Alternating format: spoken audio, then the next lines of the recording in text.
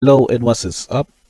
Here we are again for a deck tech, and we're back in the Pauper format or the all commons. And this one is I've somewhat dig up from the user submitted deck list from the MTG Goldfish website, and I'm pretty sure you've already seen a similar build if you are fond of playing this format in your local game store or MTG online. So this deck is more of the blue-red Izzet Terror submitted by username Paperwing. So with the Izzet colors, as we may know, and if you are already familiar, the strategy goes with counter spells and burn spells. That's blue and red, so a good combination of the two works around with that strategy. So let's take a look at this deck. We have 13 creatures, 21 instants, 8 sorceries, and 18 lands. So the deck namesake has gotten for this card, which we call as the Tolerant Terror. So it's the 7 to cast 5/5 serpent creature, but its ability is that it would cost 1 less for each of the instant and sorcery card in your graveyard. And also, as a way to protect itself with the Ward 2, at the same time, it is also a good attacker in the form of a 5/5, and basically it becomes a good finisher of this deck. Now, why would you need to have a lot of instant of sorceries is through these variants of combination of counter spells, card draws, and of course combined with the sorceries cards here, which also gets you to draw more cards up to the mid game and end game. So let's take a look at the rest of these cards in the feature category. So we have 4 copies of Ogre of Bolas. So this card would basically have you a 2-drop with a 1/3 power and toughness, and also gets you to dig an instant and sorcery cards up to the top 3 cards of the library. So anyway, you can get the right answer or the right spot removal in this situation with the help of this ETB effect. And early on, of course, the 3 toughness is very relevant to fend off some random 1/1s and 2/1s from your opponent.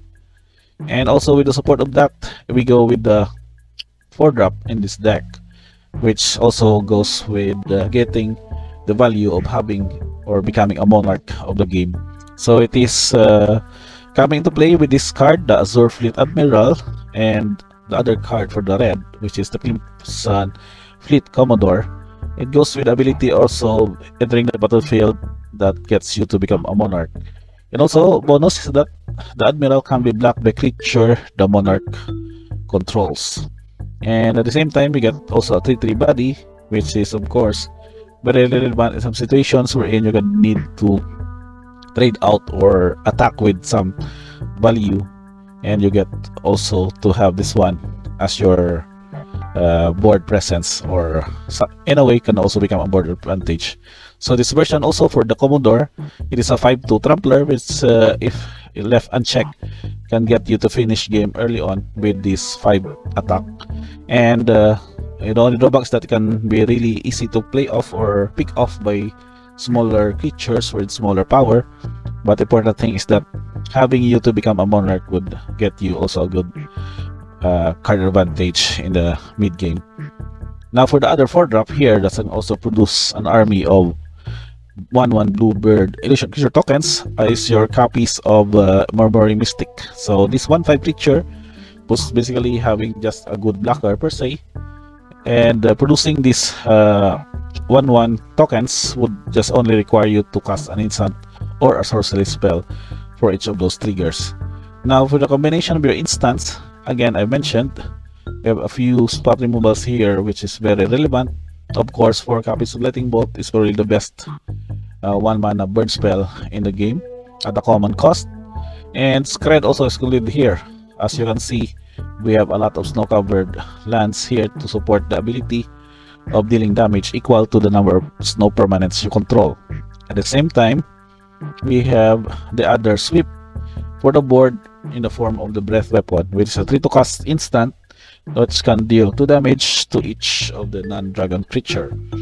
So with that kind of way that you could wipe out token matchups or any of those random aggro, we have the support of counter spells. In the namesake, 4 copies of counter spell and 1 copy of Lost Focus, which can also be used to replicate to counter an additional target. And of course, spell pierce was also considered. We have instances wherein you would need only one blue mana to counter a relevant non-creature spell from your opponent. And the card draw with the goes with instant is of course the 4 copies of Brainstorm. So carving out 3 cards from your top card library is very crucial, and also making you also efficient in having your turns as early as turn 1 and turn 2 to get you to start your board early as possible. And for the sorcery, we have a similar card draw effect with the 4 copies of Ponder.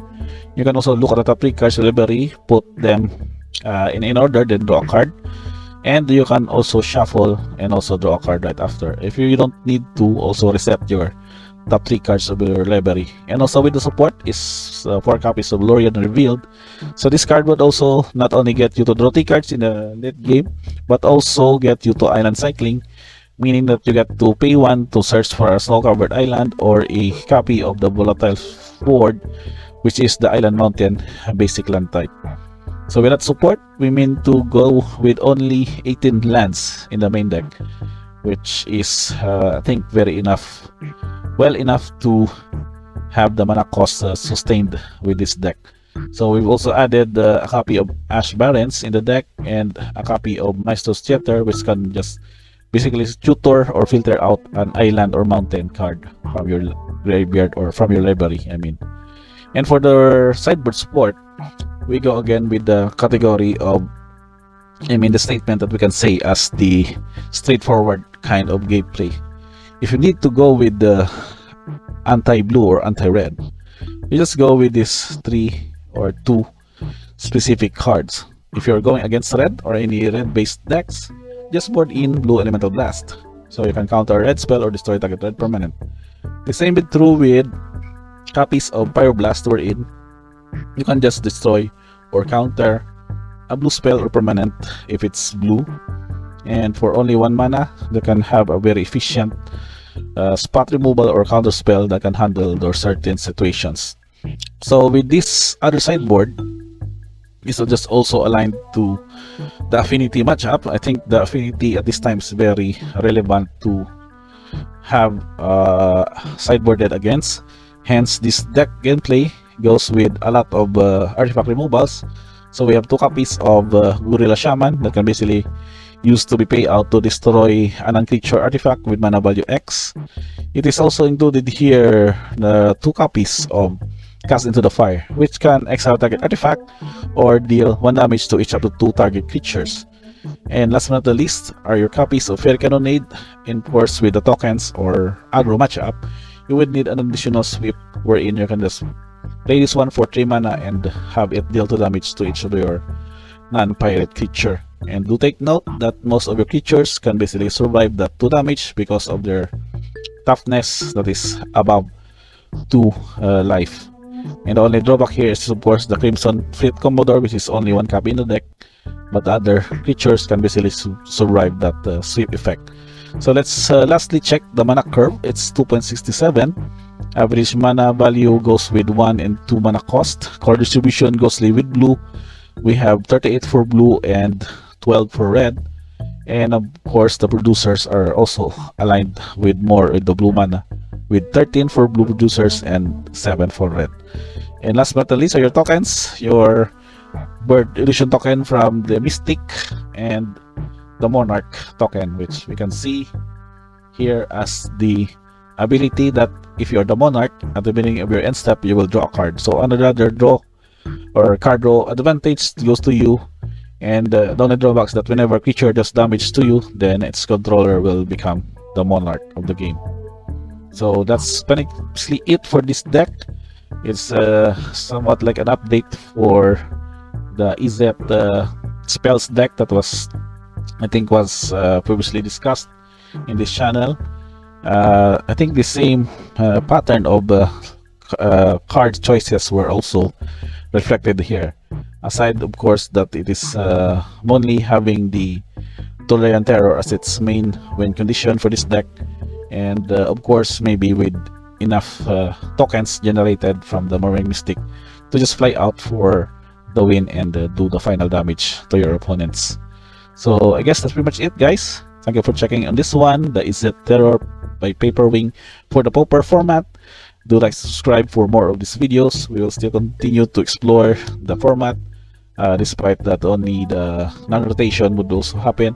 There are a few bannings that happened recently, but I think it would still be quite relevant to some of the decks in the current metagame in this Pauper format. And guys, thank you for watching, and see you guys on the next video.